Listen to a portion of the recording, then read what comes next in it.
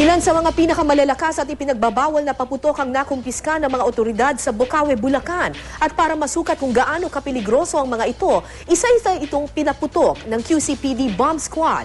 May nusugong si Chino Gaston. Naglalaki ang kabasi, atomic bomb, OG, Plapla, Big Bawang, Bin Laden at Goodbye Philippines. Ilan lang ito sa mga pinakamalalakas at iligal na paputok sa bansa na nakumpiska ng pulisya sa Bocaue, Bulacan. Masyadong malakas, masyadong oversize at saka malakas ang injury, baka makamatay ito. Sa tulong ng Quezon City Police District Bomb Squad ay sinukat namin ang lakas ng ilan sa mga paputok na ito sa Camp Karingal sa Quezon City. Una naming sinubukan ang Plapla at ikinabit ito sa kamay ng manikin.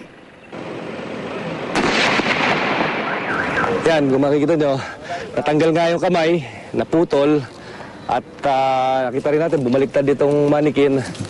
At ito yung naging epekto. Natanggal nga yung kamay sa mismong braso ng manikin. Na kung tutusin, napakatigas dahil ito'y gawa sa fiberglass. Bago pa sabugin ng Goodbye Philippines, tinanggal muna ng mga taga-bomb squad ang mga bakal na bahagi ng mga manikin na pinangangambahang makasugat ng tao kung tumalsik. Ginawan din ito ng mahabang mitsa para ligtas na masindihan. Sayang kinakabit nitong mga tauhan ng QCPD Bomb Squad itong Goodbye Philippines dito sa ating manikin para maipakita kung gaano kalakas ang magiging epekto nito pag sumabog sa katawan ng tao.